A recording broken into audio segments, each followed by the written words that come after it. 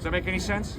It does make sense, but more specifically on the rationale behind performing a good action versus a bad action. Right. Do you think you could have that rationale to perform a good action because it is beneficial for you to produce good actions? Sure. So, for example, you could argue that when Hitler performs bad actions, that's actually destructive to his own character and his own soul and his own flourishing because he's a morally broken individual. Versus if I'm living a virtuous life and performing good actions, that's going to be better for myself because I'm not a morally broken individual, and it will in turn lead to more good things happening in my life.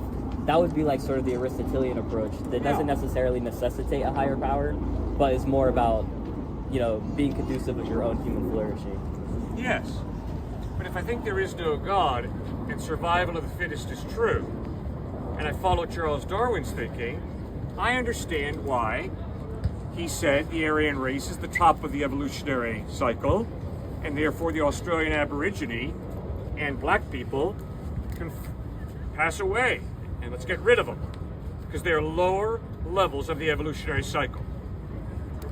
Now, my only point is, with that, he's being logical. He's being consistent with his worldview. There is no God. We just evolved at different levels. And if I say that the Aryan race is the top level, and therefore I want to destroy all other races, so be it. It's not inconsistent. He's being consistent. I disagree with him, obviously, but see, that's my point. And my point is, I think you disagree so strongly with what Darwin articulated in Origin of the Species, and you hold so tightly to these virtues. I'm just reading, you use the word soul, moral, and virtue.